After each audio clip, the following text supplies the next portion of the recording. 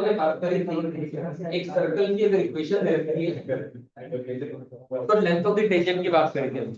और ध्यान दें ये सर्कल की इक्वेशन दी थी S x square plus y square plus 2gx plus 2fy plus c S equal to 0 circle की इक्वेशन थी। अगर एक पी पॉइंट है जिसका कोऑर्डिनेट x1, y1 है, उससे दो टेंजेंट बनाई जाए पी ए और पी बी, तो पी ए की वैल्यू पी बी की वैल्यू दोनों की अंडर रूट S1 के इक्वल आ गई थी, जो कि लेंथ ऑफ द टेंजेंट कहलाती है। और S1 निकालने का तरीका x की जगह x1, y की जगह y1 एक्सप्रेशन में सब्स्टिट्यूट कर देंगे, will get the value of S1 under root S1 निकाल देंगे, आंसर आ जाएगा। और मैंने एक और बात बताई थी कि ये मौका लगाते वक्त आप x पर और y पर क्वेश्चन दोनों वन बना देंगे, है ना, वो मैंडेटरी। वो नहीं बनाएंगे तो आंसर सही नहीं आएगा। क्लियर होगी बात? इसमें तो कोई टेंशन कंफ्यूजन नहीं है किसी को भी, ठीक है। आगे लिखिए, एक टॉपिक का नाम लिखो power of a point. Topic का नाम लिखो power of a point.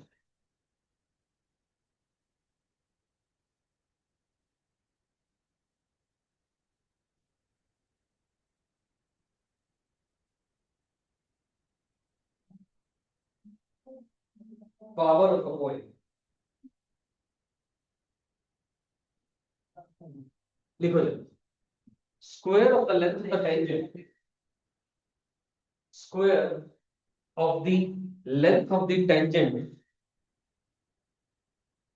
square of the length of the tangent from the point P, square of the length of the tangent from the point P is called as the power of point P.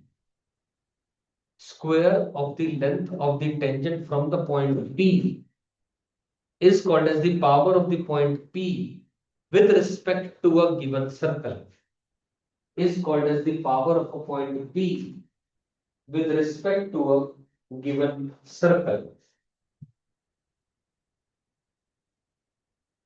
ठीक, क्या मतलब इस बात का अच्छे से समझने की कोशिश करते हैं। नीचे लिखो that is P T square which is equal to S1। P T square which is equal to S1 क्या मतलब? मैंने कहा ये कोई एक पॉइंट P है, उसका कोऑर्डिनेट x1, y1 है, ये PT है जो कि टेंजेंट बनी। P पॉइंट से सर्कल के ऊपर एक टेंजेंट बनाई, उसकी जो लेंथ है उसका जो स्क्वायर आएगा वो वैल्यू S1 आएगी। ये अभी अभी हमने पढ़ा था, इस बात से निकल के आ गया। ये वैल्यू यानी जो पीटी स्क्वायर एक्सप्रेशन है वो किसकी वैल्यू है? वो पावर ऑफ अ पॉइंट है। ये एक टेक्निकल वर्ड है जिसका मतलब पावर ऑफ अ पॉइंट है, यानी लेंथ ऑफ द टेंजेंट का स्क्वायर। मेरी बात समझ में आ गई? क्या कहा मैंने? P पॉइंट से जो भी लेंथ बनेगी टेंजेंट की, उसका स्क्वायर करके जो वैल्यू निकलेगी उस वैल्यू को पावर ऑफ अ पॉइंट कहा जाता है। ये मतलब हुआ। क्लियर हो गया? और वो S1 के बराबर है। अब यहां से तीन बातें निकल के आती हैं। ये पहले एक लाइन लिखो जरा, नीचे लिखो एक लाइन। लिख ली बात यहां तक? तो ये लिख ली, लिखो power of a point remains constant. Power of a point remains constant with respect to a circle. Power of a point remains constant with respect to a circle. Power of a point constant होती है किसी भी point की किसी एक circle के respect में। मान लो इस पॉइंट की पावर पूछी जाए, इस सर्कल के रिस्पेक्ट में कांस्टेंट है, दूसरे सर्कल के रिस्पेक्ट में अलग कांस्टेंट आएगा, तीसरे के रिस्पेक्ट में अलग कांस्टेंट है। समझ में आ गई बात? पक्का क्लियर है? एक रिलेशन होता है क्या? अगर पी पॉइंट से ये टेंजेंट बनी, यहां से ये एक सेकेंड बनी, ये ए है, ये बी है, एक रिलेशन होता है PT square is equal to P A into P B. PT square जो है ना उसके इक्वल होता है P A into P B के बराबर होता है। PT square is equal to P A into, इसका प्रूफ किया जा सकता है पर मुझे नहीं लगता इसका प्रूफ आपके काम का है। पीटी स्क्वायर जो है ना पी इंटू पीपी के बराबर आती है। ये एज अ रिजल्ट आप याद रखेंगे, this is the result between the length of the tangent and the secant drawn from an external point to a given circle. Tangent और सेकेंड के बीच में, सेगमेंट्स के बीच में जो रिलेशन है वो ये होता है।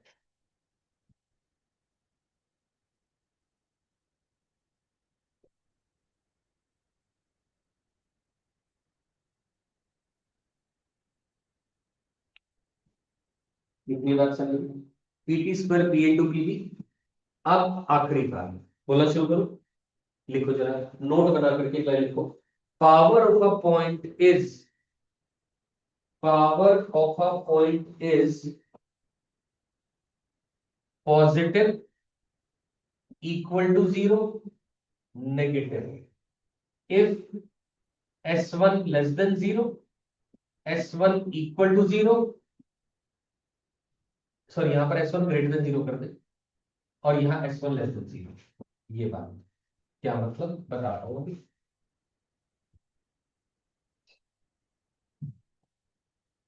इसका मतलब है P lies outside, P lies outside, ये आपने ऑलरेडी पढ़ा हुआ पहले।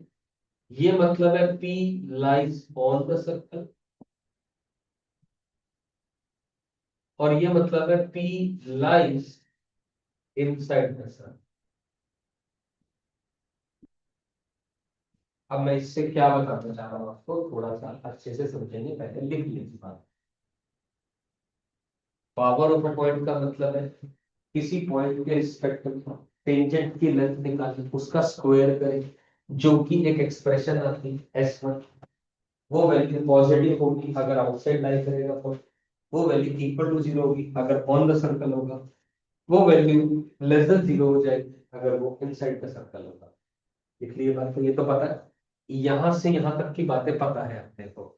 अब आप में से कोई बच्चा कह सकता है कि सर आपने तो कहा था length of the tangent, length of the tangent की बात कर रहे हो, टेंजेंट तो तभी बनेगी जब भी पॉइंट सर्कल के ऊपर हो या सर्कल के बाहर हो। तो ये तो बात समझ में आती है सर, पी लाइज आउटसाइड है, P lies inside on the circle है। लेकिन सर्कल के अंदर में अगर एक पी पॉइंट लाई कर रहा है, उससे तो टेंजेंट ही नहीं बनेगी। उसकी लेंथ ऑफ द टेंजेंट का स्क्वायर कैसे निकालेंगे? लेंथ ऑफ द टेंजेंट का स्क्वायर की वैल्यू नेगेटिव आएगी ना तभी तो। लेंथ ऑफ द टेंजेंट अगर पॉइंट अंदर लाई कर रहा है, उसकी, हमें पता है ये तो बात बिल्कुल क्रिस्टल क्लियर है कि टेंजेंट नहीं बन सकती अंदर से। लेकिन अगर फॉर्मूला परस्पेक्टिव बात करूं मैं, पीटी का स्क्वायर जो कि S1 है, तो S1 क्या आएगा? नेगेटिव आएगा। किसी चीज का स्क्वायर नेगेटिव आ रहा है, पॉसिबल है क्या? नहीं है। यानी, लेकिन एक स्टैंडर्ड भाषा कहती है पावर ऑफ अ पॉइंट हमें निकालना है, भले वो नेगेटिव आ रहा है, लेकिन इसका मतलब ये है कि टेंजेंट पॉसिबल नहीं है, ये मतलब है इसका। ये बात बिल्कुल क्लियर है, कोई नई बात नहीं है। समझ आ गई बात? क्योंकि पावर ऑफ अ पॉइंट की जो डेफिनेशन है, जो टेक्निकल भाषा में इस्तेमाल करी गई है, वो टेंजेंट के स्क्वायर से ही निकल के आई है। तो जो भी वैल्यू आएगी निकालनी तो पड़ेगी, चाहे वो नेगेटिव पॉजिटिव जीरो जो मर्जी आ रही है। समझ में आ गई बात? पर क्लियर है बात? पक्का समझ आ गई बात सभी को? क्लियर? अगली बात करें, तो ये टॉपिक यही खत्म हो जाता है। अब मैंने आपको कल की क्लास में कहा था length of the tangent, power of point दोनों के मिक्सअप करके कुछ क्वेश्चंस कराऊंगा। पहला क्वेश्चन लिखिए, है ही नहीं ना, किसी चीज का स्क्वायर नेगेटिव आ रहा है, मुझे पता है वो पॉसिबल ही नहीं है। लेकिन पावर पॉइंट की डेफिनेशन ऐसी है, square of the length of the tangent. उसने आगे कहा ही नहीं कि पी पॉइंट अंदर लाई कर रहा है तो बनेगी नहीं टेंजेंट, वो तो हमें पता है। लेकिन हम उसको लिखेंगे ऐसे अलजेब्रिकली। समझ आई बात है? और कोई अलग मतलब नहीं है, बस ये कहने का मेरा मतलब। तो फिर नॉन डिफाइंड क्या है? नॉन डिफाइंड है तो power of point is negative, हम बोल देंगे if a point is negative, point तो लाई करेगा ना, देखिए पॉइंट तो लाई करेगा ही करेगा ना। Actually power of point PT नहीं है, पीटी का स्क्वायर है। उसके स्क्वायर की वैल्यू एक एक्सप्रेशन के माध्यम से निकाली जो कि S1 है, वो positive negative equal to zero जो भी आए हम उस हिसाब से बोल देते हैं। इससे ज्यादा और कोई मतलब नहीं है। ऐसा भी क्यों पढ़ रहे हैं? क्योंकि आगे चल के ना एक और टॉपिक आता है जिसको बोला जाता है रेडिकल एक्सेस, है ना। एक टॉपिक आता है जिसका नाम होता है रेडिकल एक्सेस, है ना। तो वो टॉपिक पढ़ने के लिए पावर ऑफ पॉइंट पढ़ना बहुत जरूरी है। उसकी बात, ये वाली बात वहां इस्तेमाल होगी ही होगी। क्लियर? देखिए क्वेश्चन लिखो जरा, find the length of the tangent from any point, find the length of the tangent from any point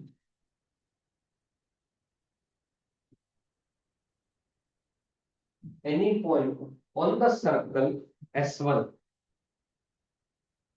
on the circle S1, S1 क्या है, x square plus y square plus 2g1x plus 2f1y plus lambda equal to 0. Find the length of the tangent from any point on this circle. भले g1, चलो लिख लो g1 लिख लो, to the circle S2, to the circle S2, x square plus y square plus 2g1x plus 2f1y plus mu equal to 0.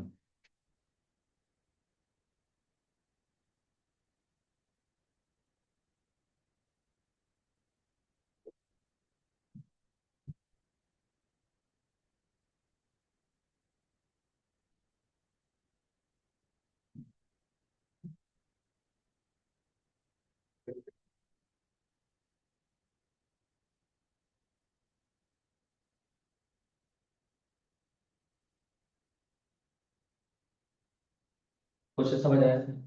Length of the tangent निकालनी, tangent की length from any point on this circle to this circle. क्या ये दोनों circle आपको concurrent नजर आ रहे हैं? नजर आ रहे हैं कॉन्करेंट, सेंटर का माइनस g1 माइनस f1 है दोनों का सेंटर, ठीक है। तो एक सर्कल ये रहा, एक सर्कल ये रहा। Length of the tangent from any point on this circle to this circle, obvious सी बात है, ऑन दिस सर्कल ये वाला अंदर वाला सर्कल S1 इक्वल टू 0 है, बाहर वाला S2 इक्वल टू 0 होगा। ये सही कह रहा हूं क्या? सोच के देखो, क्या गलत कह रहा हूं? गलत कह रहा हूं। इस सर्कल से इस सर्कल के ऊपर टेंजेंट बनेगी क्या? नहीं बनेगी। इस सर्कल से इस सर्कल पर टेंजेंट बन जाएगी, इस सर्कल के ऊपर किसी पॉइंट से इस सर्कल के ऊपर टेंजेंट बनेगी। तो ये वाला सर्कल हुआ S1 इक्वल टू 0, अंदर वाला हुआ S2 इक्वल टू। दोबारा पढ़ो, equation find the length of the tangent from any point on this circle, इधर ध्यान से देखो, from any point on this circle to this circle. समझ आई बात? अरे एक्सटर्नल पॉइंट से तो टेंजेंट बनेगी सर्कल पे, ये वाला पॉइंट जो कि P है, क्या ये इस सर्कल के लिए आउटसाइड है, हाँ या ना? बोलो बोलो बोलो, पक्की बात है? मैंने माना P पॉइंट का कोऑर्डिनेट मान लिया कितना, x1, y1। वो किस पर लाई कर रहा है? Lies on S1 equal to 0। तो क्या करेगा उसकी इक्वेशन को सेटिस्फाई, x की जगह x1, y की जगह y1, x1 y1। ये एक रिलेशन आ गया अपने पास, समझ में आ गई बात? कोई कंफ्यूजन इसके अंदर? 100% ओके। अब ये T पॉइंट है, PT, क्या मैं बोल दूं अंडर द रूट ऑफ, क्या बोलूं? हम जनरली लेते तो क्या बोलते हैं, S1 बोलते हैं, पर यहाँ तो S1 S2 ऑलरेडी यूज कर रखे हैं, तो उसका आंसर है। अब कौन से सर्कल को पुट करूंगा, S1 को पुट करूंगा कि S2 को पुट करूंगा? मैं तो पहले निकालता हूँ S2 को पुट करूंगा, तो उसके लिए आप S2 डैश लिख लो ताकि आपको कंफ्यूजन ना हो। हिंदी स्टैंडर्ड भाषा क्वेश्चन तो ले सकता है कुछ भी, स्टैंडर्ड भाषा में नॉन स्टैंडर्ड करना पड़ेगा उसको करने के लिए। मेरी बात समझ आई? किस सर्कल की टेंजेंट के लिए निकाल रहे हो? जिसकी निकाल रहे हो उस सर्कल की इक्वेशन के इस्तेमाल करोगे, और उसके अंदर में आप क्या लिखोगे, ये जो पॉइंट x1 y1 है इस एक्सप्रेशन में पुट कर दोगे, यानी x1 square y1 square 2g1 x1 2f1 y1 plus mu. क्या ये बात समझ में आई, हाँ या ना? बोलो, प्लस म्यू बोलो, सही है? लेंथ ऑफ द टेंजेंट निकालने के लिए x की जगह x1, y की जगह y1 तो पुट करना पड़ेगा ना, सर्कल की उस इक्वेशन में जिस सर्कल की length of the tangent from external point निकाल रहे हो। पीछे समझ में आगे बात की? पक्का क्लियर है? 100%। अब ये रिलेशन तुम्हारे पास आ गया, आ गया। इसका क्या करें, x square plus y square plus 2g1 x1 plus 2f1 y1 is equal to minus का लेंडा। ये लिख सकता हूँ, ये वैल्यू माइनस लेंडा के बराबर, यानी ये वाली एक्सप्रेशन क्या बन गई, माइनस लेंडा। आंसर आ गया under the root of mu minus lambda, that's your final answer. कोई डाउट हो कंफ्यूजन दोबारा करें।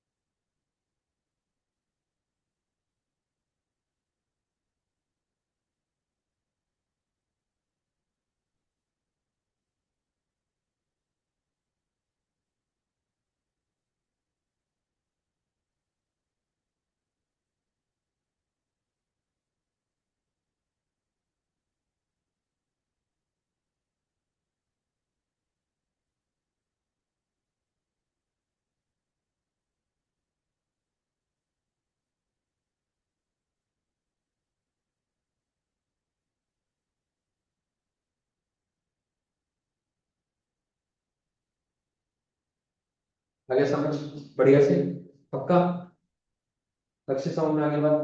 सैलरी से तो कॉन्ग्रेंट हो अगर सर्कल कॉन्वेंट नाम तो कोई फर्क नहीं पड़ता उससे। इंपॉर्टेंट ये है ये कंडीशन जब तक ये तो निकालनी पड़ेगी ना तभी वेरिएबल हट पाएंगे। कॉन्करेंट नहीं भी हो उससे कोई फर्क नहीं पड़ेगा। एक सर्कल ऐसा हो गया मान ली दूसरा यहाँ लाइन करना कोई फर्क नहीं पड़ता। नहीं तो आउटसाइड जैसे एक सर्कल ऐसे एक ऐसे उसका हो एक सर्कल यहाँ और एक सर्कल यहाँ ऐसे उसको कोई तो कंडीशन दी होती तब जाकर के हम लेफ्ट और लिमिट ऑफ से निकाल पाते वरना नहीं निकाल पाते। ठीक है ना क्योंकि ये पॉइंट इस पर लाई कर रहा है ये इक्वल टू जीरो आ गया यहीं से तो ये कंडीशन है कि माइनस करना है वरना इसका जी और इसका अलग हो जाएगा और कोई और कंडीशन नहीं दी होंगी तो से नहीं निकाल सकते।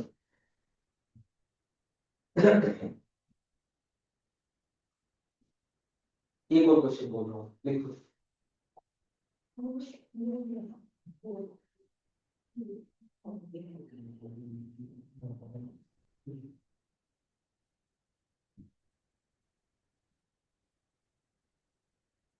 बोलो शुरू करो बड़ा प्यारा क्वेश्चन है देखो देखो। Find the value of p find the value of p for which find the value of p for which the power of point the power of point a का कोऑर्डिनेट है 2,5 for which the power of point a का coordinate 2,5 is negative with respect to the circle. Power of a point a is negative with respect to the circle. और circle की equation है s आ गया x square plus y square minus 8x minus 12y plus p equal to 0। Find the value p छोटा p for which the power of the point a का coordinate 2,5 is negative with respect to this circle. With respect to this circle and the circle neither touches nor intersects neither touches nor intersects the coordinate axis neither touches nor intersects the coordinate axis।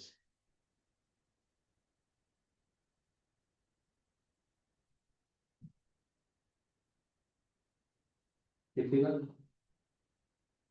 Question को समझने की कोशिश करते हैं। p की value बताइए जिससे कि power of point negative power of point negative का मतलब क्या होगा s1 should be less than 0 s1 should be ये बात तो क्रिस्टल क्लियर होगी। एक बात समझ में आ गई s1 लेस देन 0 s1 में x की जगह 2 2 का स्क्वायर प्लस 5 का स्क्वायर माइनस का 8 into 2 16 माइनस का 12 into 5 60 प्लस का p लेस देन 0 ये एक इनइक्वालिटी आ चुकी। क्या ये सही है बात यहां तक कोई कंफ्यूजन नहीं। क्वेश्चन का पहला पार्ट खत्म हो गया अगले पार्ट में बात करते हैं। And the circle neither touches nor intersects the coordinate axis. Circle ना तो इंटरसेक्ट कर रहा है ना ही काट रहा है कोऑर्डिनेट एक्सिस को। अब इधर आ जाओ सुनिए बात ध्यान से इन बातों से कैसे सीखते हैं क्या समझते हैं। इस सर्कल का मुझे बताओ सेंटर क्या है बोलो 4,6 ये सब 4,6 सेंटर समझ में आ रहा है सभी को। प्रदीप समझ में आ रही है बात। रेडियस कितना आ रहा है अंडर द रूट ऑफ 4 का स्क्वायर प्लस 6 का स्क्वायर माइनस का p। सही है बात कोई कंफ्यूजन नहीं। सर्कल क्या कह रहा है जो सर्कल की इक्वेशन में एक और बात जो दे रखी है कंडीशन गिवन ना तो कोऑर्डिनेट एक्सिस को काट रहा है और ना ही टच कर रहा है और सर्कल का सेंटर आ रहा है पहले क्वाड्रेंट में तो पक्की बात है ऐसा कुछ होगा सर्कल हाँ या ना तो काट रहा है ना टच कर रहा है तो पक्की बात है entire circle will lie only and only the quadrant number 1। ये सब समझ आ रही है बात पक्का क्लियर बहुत बढ़िया जी। अच्छा जी अब सर्कल का सेंटर कहने का ये रहा जिसका कोऑर्डिनेट है 4,6। अब सर्कल का रेडियस ये रहा सर्कल का रेडियस ये कह लो या ये कह करेक्ट है बात है बोलो सही ये रेडियस हुआ सर्कल। क्या मैं बोल सकता हूँ ये डिस्टेंस कितना है ये 4 ये डिस्टेंस कितना है 6। क्या मैं बोल सकता हूँ r 4 से छोटा है एंड r 6 से छोटा है हाँ के ना गारंटी डायग्राम से समझ आ रही बात है कुछ नहीं दिया हुआ लेकिन सब कुछ दे रखा कुछ रेडियस जो है ना वो 4 से भी छोटा है और रेडियस 6 से भी छोटा है तो जो चीज 4 से छोटी है वो अंडर स्क्वायर 6 से छोटी है तो बस आप केवल इसको सॉल्व कर लो, यानी r क्या आ गया, अंडर द रूट ऑफ 36 कितना आ जाएगा 36 प्लस 16 42 माइनस का p should be less than 4। इसको सॉल्व करो, ये कंडीशन नंबर 1 आ गई, ये कंडीशन नंबर 2 आ गई, 1 और 2 का इंटरसेक्शन ले लो, वो फाइनल आपका आंसर आ गया, खत्म हो गया। समझ आई मेरी बात? पक्की बात? अरे जो 4 से छोटा है वो पक्की बात है, 6 से छोटा है ना, सॉल्व करने का कोई सेंस ही नहीं बनता। करोगे तो आ जाएगा आंसर, लेकिन वेस्टेज ऑफ टाइम है। ठीक है ना? इन दोनों का इंटरसेक्शन लो, फटाफट आंसर निकालो क्या आ रहा है। 36 और 16 42 थोड़ा ना आएगा, 36 52 आएगा ना।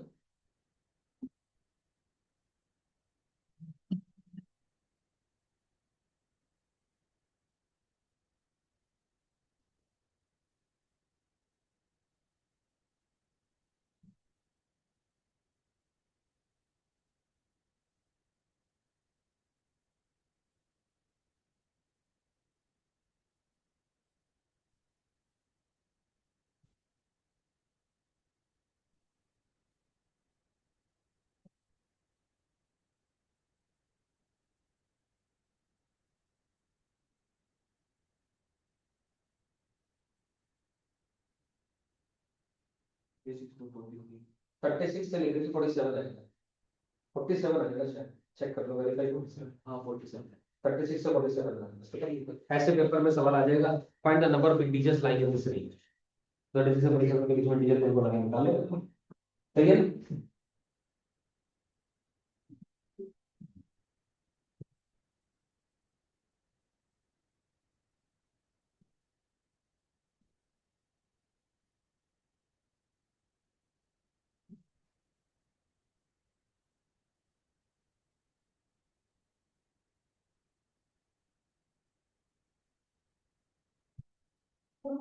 अब मान के चले अगले हफ्ते की 3 क्लास तो लगेगी लगेगी सर्कल को कराने, ठीक है ना?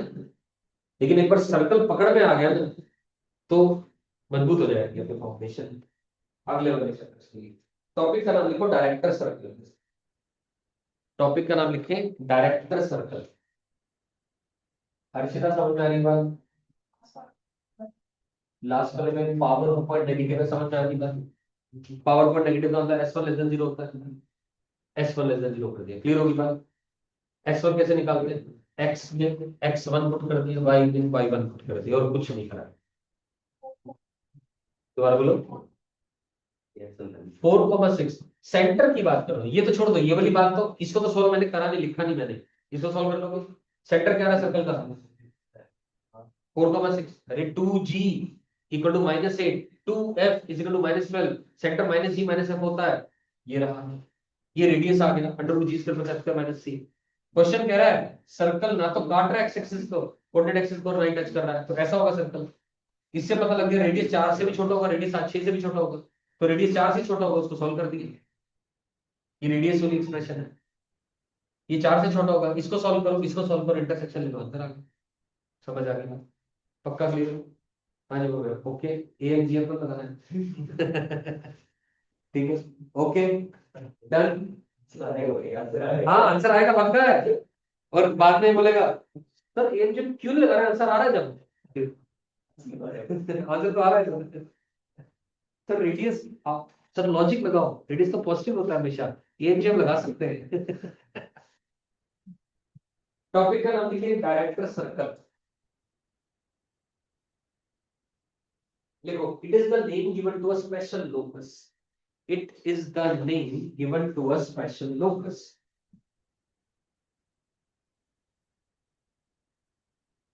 It is the name given to a special locus. आगे देखिए next line, locus of a point P, locus of a point P which moves in such a way, locus of a point P which moves in such a way that the pair of tangents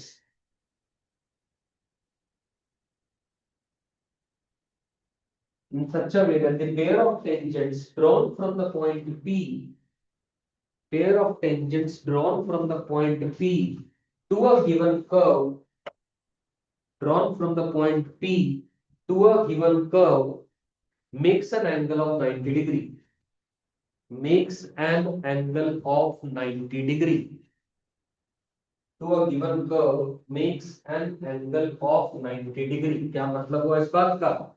ये मतलब हुआ, मान लीजिए कोई एक circle दे रखा है x square plus y square equal to k square, एक ऐसा पॉइंट P जिसका मैं लोकस निकालना चाह रहा हूं। क्या खासियत है उस पॉइंट से? निश्चित ध्यान दें, अगर दो टेंजेंट बन रही हैं, एक ये रही और एक ये रही, यानी पी ए और पी बी, उन दोनों टेंजेंट के बीच में एंगल 90 डिग्री आएगा, तो जो बी पॉइंट है उसका लोकस डायरेक्टर सर्कल, उसका लोकस डायरेक्टर सर्कल होगा। मेरी बात समझ में मैंने क्या कहा? पक्का क्लियर है? मतलब लोकस क्या है? डायरेक्टर सर्कल का मतलब सर्कल नहीं है, डायरेक्टर सर्कल एक स्पेशल लोकस का नाम है। इधर ध्यान दो, बोर्ड लिखने में ध्यान दो, इधर सुनो मेरी बात। सर्कल के केस में, सर्कल चैप्टर के केस में, सर्कल के केस में डायरेक्टर सर्कल एक सर्कल होता है, लेकिन जरूरी नहीं है डायरेक्टर सर्कल हर कर्व में एक सर्कल। जैसे अगला चैप्टर आएगा पैराबोला, वो कहेगा इस पैराबोला का डायरेक्टर सर्कल बताओ, ये पूछने का ढंग है। इस सर्कल का या इस पैराबोला का लोकस बताओ। डायरेक्टर सर्कल लिखते तुम्हारे दिमाग में आना चाहिए ये उस पॉइंट के लोकस की बात कर रहा है जिससे दो टेंजेंट बन रही है उस कर्व को, उनके बीच में एंगल 90 डिग्री है। तभी मैंने देखो गिवन कर्व लिखा है, गिवन सर्कल नहीं लिखा है। फ्रॉम अ पॉइंट जिससे गिवन कर्व के ऊपर दो एंगल टेंजेंट बने, उनके बीच में एंगल 90 डिग्री है, मैंने ये लिखा है। तो पैराबोला के केस में जो डायरेक्टर सर्कल आएगा वो एक स्ट्रेट लाइन आती है, लेकिन सर्कल के केस में, डायरेक्टर सर्कल के केस में सर्कल ही होता है। समझ में आई मेरी बात? पक्का क्लियर?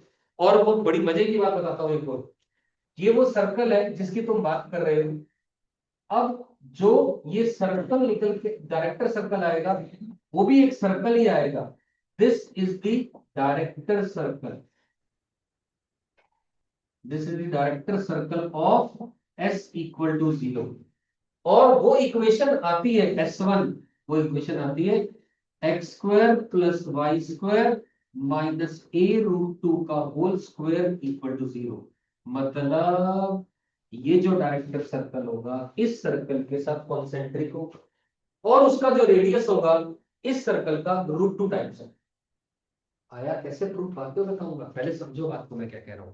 मेरी बात समझ आई मैंने क्या कहा? जो डायरेक्टर सर्कल है गिवन सर्कल का के साथ क्या होगा? कॉन्सेंट्रिक होगा। क्या होगा? कॉन्सेंट्रिक होगा। और उसका जो रेडियस होगा वो क्या होगा? Root two times of the given circle होगा। मैंने आसान भाषा में समझाने के लिए आपको सर्कल स्टैंडर्ड ले लिया 0,0। 2gx2fy वाला लेता तो लंबा चौड़ा एक्सप्रेशन बनता, इसलिए नहीं लिया। समझ आई मेरी बात की? ये डायग्राम बनाओ, एक लाइन लिखा रहा हूं वो लिखाओ, वो लिख लीजिए।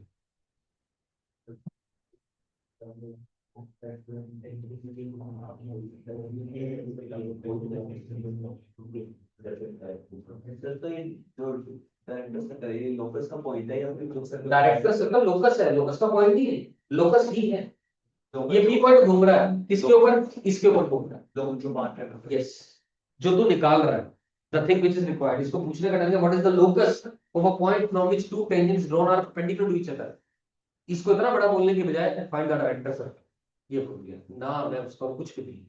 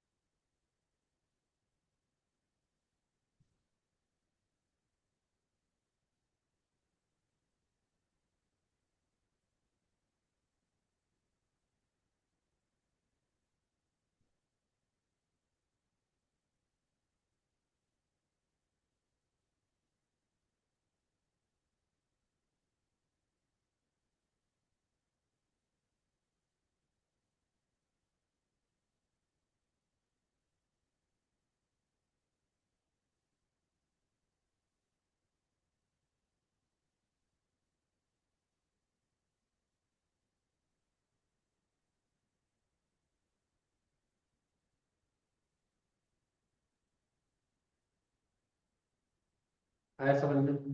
पारस क्या समझ में आया? पक्का? पक्का समझ में आया? ठीक है, आया clear है? दोबारा बताओ, एक लाइन लिखा, लिखो भाई, बोलना शुरू करो, एक लाइन लिख लिया, बोर्ड में जो लिखना है लिखो। Director circle of a circle, director circle of a given circle, director circle of a given circle is also a circle, director circle of a given circle is also a circle concentric with the given circle, concentric with the given circle, and its radius is, and its radius is root 2 times the radius of the given circle. Its radius is root 2 times the radius of the given circle. आप पढ़ो इस line को, कोई दिक्कत तो बोलो, ion पढ़ो, समझ में आ जाएगी पूरी तरह।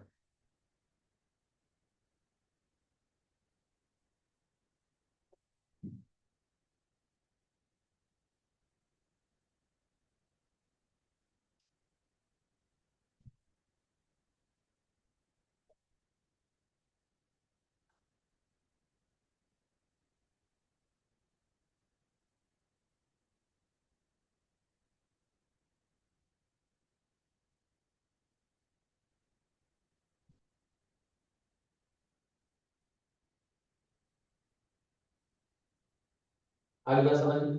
पक्का? क्वेश्चन लिखो, find the equation of, find the equation of the director circle,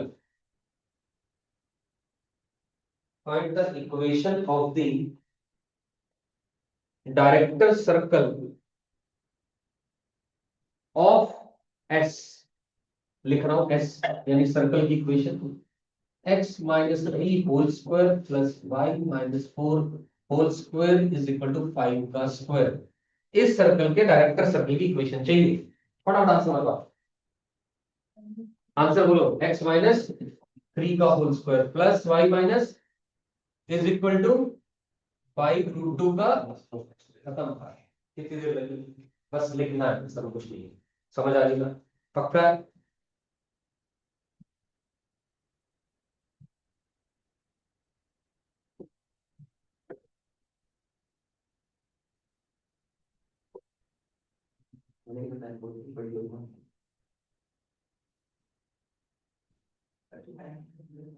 done, understood हो गया?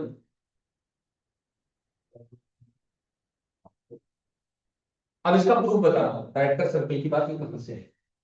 ये इसका लोकस चाहिए, ये सर्कल का सेंटर है 0,3, सही है बात ये? यहां से मैंने किसको ज्वाइन करा, ये टेंजेंट है तो पक्की बात है परपेंडिकुलर होगा। हाँ क्या परपेंडिकुलर? हमने एक चीज पढ़ी हुई है कि जब ये एंगल 90 डिग्री है और ये एंगल और ये एंगल दोनों बराबर होते हैं, यस सर, ये भी पढ़ो, तो ये एंगल कितना है? 45 डिग्री। ये 90 है, ये 45 है, तो ये भी कितना होगा? 45 डिग्री। बोलो क्लियर है? ये रेडियस कितना है? ए। इस सर्कल का रेडियस कितना है? ए। ये ए है, तो ये भी कितना होगा? ए। अरे भाई एंगल ऑपोजिट एंगल्स के बराबर होगी ना, समझ आ गई? ये ए है, ये ए है, इसके अंदर में पाइथागोरस लग जाएगा तो ओपी की लेंथ कितनी आएगी? ए रूट। बोलो सही है क्या? नहीं है समझ में? आगे पक्का? पक्का क्लियर है? ये ओ है, इसका कोऑर्डिनेट क्या है? 0 0। पी का कोऑर्डिनेट कितना है? एच को मान के ओपी कर लो, एच माइनस 0 का होल स्क्वायर, के माइनस 0 का होल स्क्वायर का under the root is equal to a root 2। Squaring कर दो और एच की जगह एक्स और के की जगह वाई लिख दो, आपका आंसर आ गया। X square plus y square is equal to a root 2 का whole square. That's your final answer. कोई डाउट कंफ्यूजन दोबारा पूछें? आगे बात समझ? श्योर है? लिखो। आगे आपका क्लियर हो गया? 100%? ठीक है।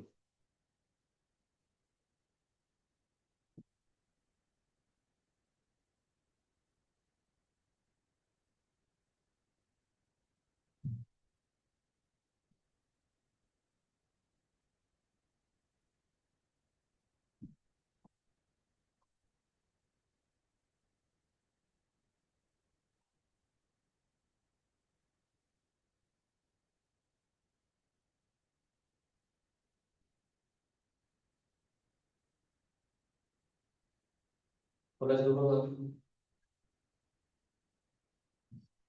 लिखो, कोड ऑफ कॉन्टैक्ट, टॉपिक का नाम लिखो COC, कोड ऑफ कॉन्टैक्ट, यानी COC।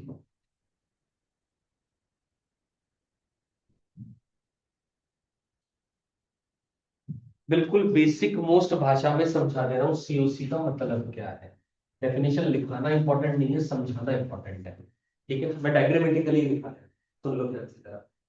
ये जो डेफिनेशन है, ये जो COC कॉन्सेप्ट आ रहा है, मैंने कल परसों भी कहा था, जितने अब सारी टर्मिनोलॉजी में इस्तेमाल कर रहा हूँ, बाद में मैं सर्कल की जगह पैराबोला या एलिप्स या हाइपरबोला बनाऊंगा, चीजें वही की वही है, कोई बदलाव नहीं आएगा। ठीक है ना। मान लीजिए ये एक सर्कल है, ये एक पॉइंट P है, इसका कोऑर्डिनेट है x1, y1। P से एक टेंजेंट बनी PA, P से एक और टेंजेंट बनी PB, ये AB बन गई। सही है ना। ये सर्कल की इक्वेशन है, लेट अस से s is x square plus y square minus a square equal to 0। ये s equal to 0 करेक्ट होगी बात ये।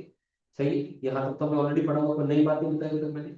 ये इस पॉइंट ऑफ कांटेक्ट A और इस पॉइंट ऑफ कांटेक्ट B को ज्वाइन करके जो लाइन बनेगी उसको COC कहा जाता है। सिंपल भाषा में आंसर, कोड ऑफ कांटेक्ट। क्या ए भी एक कोड है? हाँ जी। किसकी कोड है? कॉन्टैक्ट्स की कोड है। किसके contact? P A P B, जो पॉइंट ऑफ टेंजेंसी है, उनके कॉन्टैक्ट्स को ज्वाइन करके जो कोड बनी, उस कोड को कोड ऑफ कॉन्टैक्ट बोलते हैं। समझ में आ गई बात क्या? पक्का क्लियर? 100% ओके। लिख लो एक बार डायग्राम, डायग्राम बनाओ। This is called as COC। अब एक बड़ी एस्टोनिशिंग और बड़ी मजेदार बात पता लगेगी आपको।